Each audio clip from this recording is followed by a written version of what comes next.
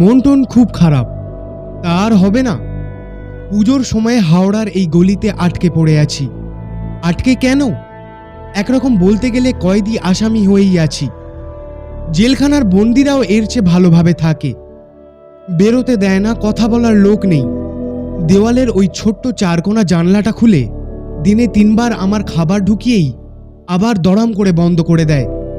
পাছে আমার গায়ের জল বসন্তের বীজ ওদের গায়ে লেগে যায়। বাড়িতে তো দেখে এলাম, মা রোজ রাতে বুনটির সঙ্গে এক খাটে শুয়ে ঘুমোচ্ছে। আমি থাকলে নাকি আমার পড়ার ব্যাঘাত হতে পারে।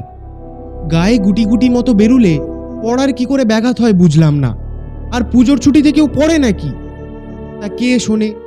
অমনি বলা নেই কওয়া নেই আমাকে বগল দাবাই করে এনে খুঁড়ো দাদুর এখানে পুড়ে দিয়েছে।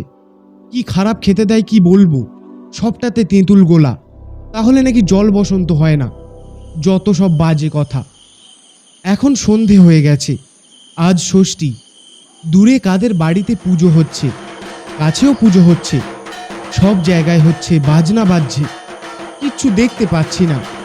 আমার জানলার নিচের গলিটা আসলে এ বাড়ির নিজস্ব গলি, বেশ চওড়া। ওদিকের বাড়ির সব জানলা ইট দিয়ে গেঁথে বন্ধ করা। নাকি 100 বছর আগে 2 শরিকে হাতি ভাগাভাগি নিয়ে ঝগড়া হয়েছিল। সাহেব হাকিম এসে এই ব্যবস্থা করে দিয়েছিলেন। তাই ওদের নাকি এখনো রাগ আছে। ওরা বলে সাহেব নাকি ঘুষ খেয়েছিল, তাই ওদের সঙ্গে কথা একেবারে বন্ধ।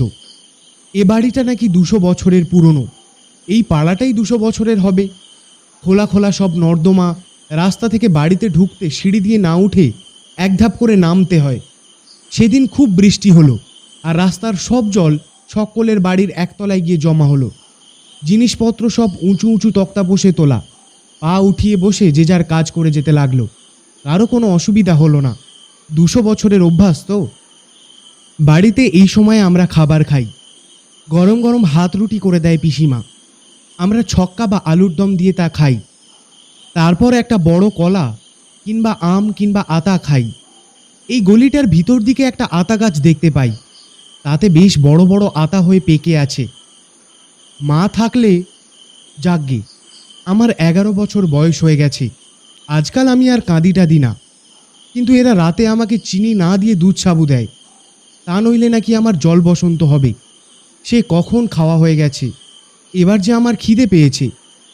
আমি আসবার আগে পিসিমা বলেছিল এটাই নাকি আমাদের পৈতৃক বাড়ি। 200 বছর ধরে আমরা সবাই এখানে জন্মেছি, এখানেই মরেছি। ভাবো তো একবার, একতলার ছাদ বেজায় নিচু, কিন্তু দোতলা 3 তলার ছাদগুলো এমনই উঁচু যে রাতে ভালো করে দেখা যায় না। দেওয়ালে লাগানো আলো অত দূর পৌঁছায় না। যা কিছু ওখানে আঁকড়ে মাকড়ে ঝুলে থাকতে পারে। তারপর এক সময় সুবিধা বুঝে যদি ঝুপ করে আমার ওপর পড়ে, আগে থাকতে আমি টেরও পাবো না। এই ঘরের সঙ্গে লাগোয়া স্নানের ঘর। ঘরের দরজা বাইরে থেকে ছিটকিনি দেওয়া থাকে, নইলে বাড়ির অন্য ছেলেদের মধ্যে দিয়ে রোগ ছড়িয়ে যেতে পারে। খুঁড়ো দাদু একবার করে এসে আমাকে পড়ায়। রাতে ঘরটা অন্ধকার হয়ে যায়। গলিতে তো বাতি নেই। ছিল এক সময় নিশ্চয়ই। দেওয়ালে মস্ত একটা ব্র্যাকেট গাঁথা ছিল। রাতে আমার ভয় করে, ঘুম ভেঙে যায়। বলেছি না, মনটা খুব খারাপ। বাবাকে একটা চিঠি লিখতে পারলে হতো। এই আলোতেই লিখে নিতে পারতাম। যদি একটা পোস্ট কার্ড পেতাম। আমার আবার কম মন খারাপ হলে ঘুম আসে না, বেশি মন খারাপ হলে বেজায় ঘুম পায়।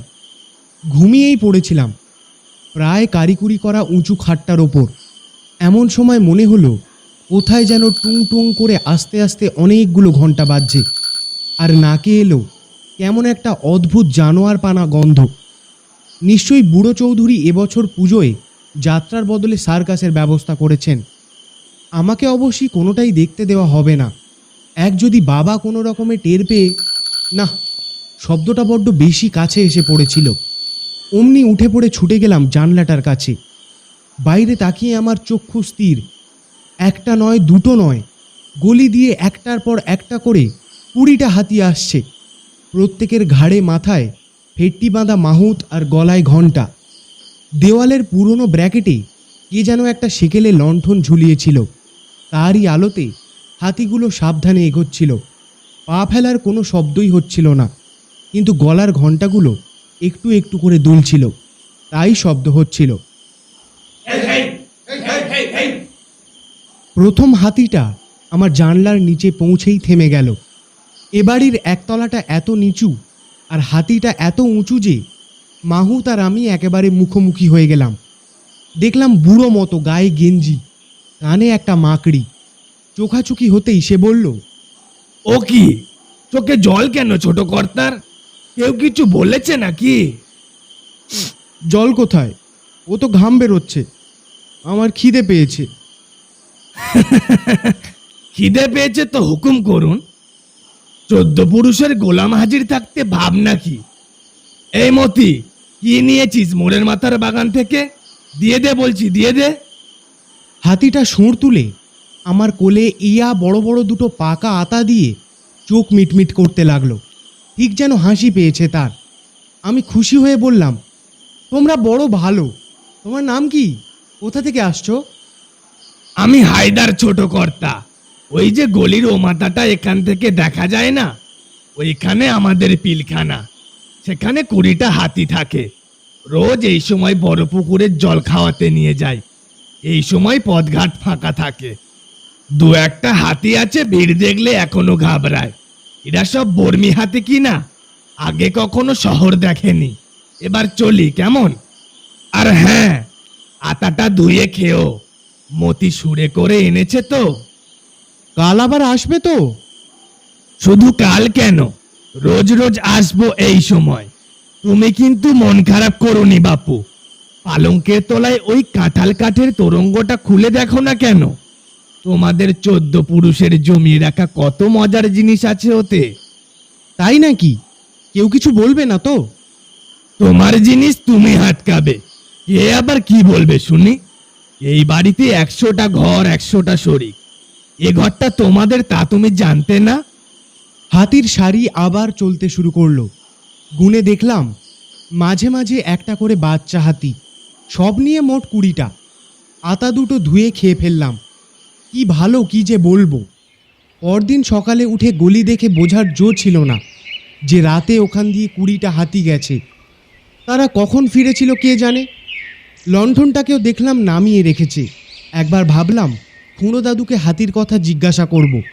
তারপরই মনে পড়ল বুড়ো চৌধুরীর সঙ্গে খুঁড়োদের 100 বছরের কথা বন্ধ। তাদের ভাড়া করা হাতি রাতে খুঁড়োদের গলি দিয়ে খুঁড়োদের বড় পুকুরে জল খেতে যায় শুনলে খুঁড়ো তো রেগে চতুর্ভুজ হয়ে যাবেন। তার ওপর হয়তো এই পথটাও বন্ধ করে দেবেন। তাহলে হায়দারের সঙ্গে আমার আর দেখা হবে না। ভারী খিটখিটে খুঁড়ো দাদু। হাতির কথা তাকে কোনো মতেই বলা যায় না। তবু পড়তে বসে জিজ্ঞাসা করলাম, গলির ও মাথায় কারা থাকে খুঁড়ো দাদু? বেজায় রেগে গেলেন তিনি। তোর তাতে কি দরকার শুনি? পড়াশোনায় মন নেই, খালি চারিদিকে চোখ। বলেই এমনই হাঁড়ি মুখ করে বসে রইলেন যে আমি তখন কিছু বলতে সাহস পেলাম না। উনি চলে যাওয়ার সময় শুধু বললাম, একটা পোস্ট কার্ড দেবেন খুঁড়ো দাদু? বাবাকে একটা চিঠি লিখব। আমার বাপের ঠাকুরদা এলেন, যা খবর নেওয়ার আমি নিয়ে থাকি। সবাই ভালো আছে, তাই নিয়ে তোকে মাথা ঘামাতে হবে না। বাইরে থেকে ছিটকিনিটা দেবেন না, আমি বেরোবো না। তারপর নিখোঁজ হয়ে গেলে তোর বাপকে বলবোটা কি শুনি? এই বলে তিনি বাইরে চলে গেলেন। দুপুরে খাটের তলা থেকে তোরঙ্গটা টেনে বার করে খুললাম। আশ্চর্য সব জিনিসে ভর্তি। পুরানো দিনের বাঘবন্দি খেলার ছক্কাটা বোর্ড, রবারের ছেঁড়া গুলতি, হলদে হয়ে যাওয়া পড়ার বই, ছেঁড়া কাপড় চোপড়, আর আমার একটা ফটো। দেখে বেশ অবাক হয়ে গেলাম। আমার এত পুরনো ফটো কি করে হবে? পিছনে আমার মতো হাতে লেখা মণি রায়, বাবার নাম। তাহলে এটা বাবার ফটো। এ ঘরে কি বাবাও ছোটবেলায় থাকতেন? সারাদিন বসে অনেক পড়াশোনা করে ফেললাম। কি করে বাবাকে একটা চিঠি লেখা যায়? সন্ধ্যের আগেই আমার দুধ সাবু পৌঁছে দিয়ে খুঁড়ো দাদুরা সপ্তমীর পুজো দেখতে গেলেন।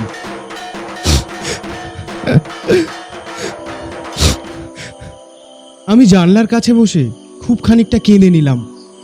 এ বাবা, এই এই, এ কি কাণ্ড! কাঁদছো কেন বাবা?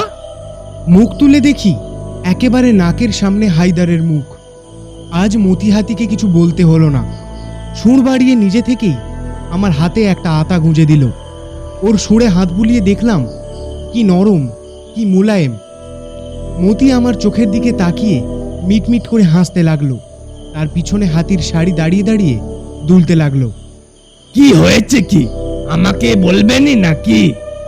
অমনি তাকে সব কথা খুলে বলে ফেললাম। শুনে হায়দার কিছুক্ষণ চুপ করে রইল। তা বাবা, পোস্ট কার্ডটা আবার কি গো? মুখ্য বেচারি পোস্ট কার্ড কি জানে না। জিজ্ঞাসা করলাম, তোমার বাড়িতে চিঠি লেখো না? তাকেই বলে পোস্ট কার্ড। চিঠি? চিঠি কে নিয়ে যাবে কর্তা? বছরে একবার নিজেই চিঠি হয়ে চলে যায়, কিন্তু তোমার জন্য তো একটা কিছু করতে হয়। আচ্ছা, যদি ঘর থেকে ছেড়ে দিই, একা একা বাড়ি যেতে পারবে তো? খুব পারবো, নিশ্চয়ই পারবো, কিন্তু ওরা তো সদর দরজায় তালা দিয়ে গেছে, কি করে খুলবে?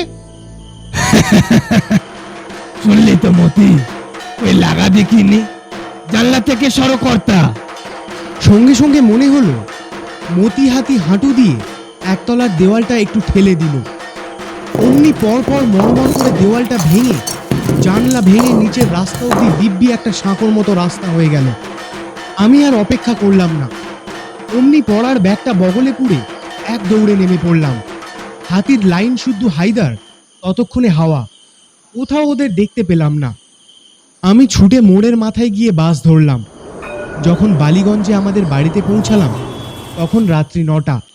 বাবা মা খাবার টেবিলে বসেছিলেন। আমাকে দেখে বাবার চক্ষু চড়ক গাছ। মা হয়তো বকবেন বলে তৈরি হচ্ছিলেন। আমি ছুটে গিয়ে বাবার কোলে মুখ গুঁজে কেঁদে কেটে একাকার করলাম। আমার গলার আওয়াজ শুনে বোনটিও ঘর থেকে বেরিয়ে এলো। সেও বাবার কোলে মাথা গুঁজে হাউমাউ করে কান্না জুড়ে দিল। ভারী ছিচকাঁদুনে হয়েছে মেয়েটা। ঠিক তখনই আমাদের জন্য পুতুল, হকি স্টিক, বেলুন, মুড়ি, লেবেনচু, সোনপাপড়ি নিয়ে জ্যাঠামশাই এলেন। আমরাও বাবার গেঞ্জিতে চোখ টোক সব মুছে ফেললাম। অনেক রাতে বাবার পাশে শুয়ে শুয়ে ঘর বন্ধ থাকার কথা, হায়দার আর মতি হাতির কথা বাবাকে বললাম।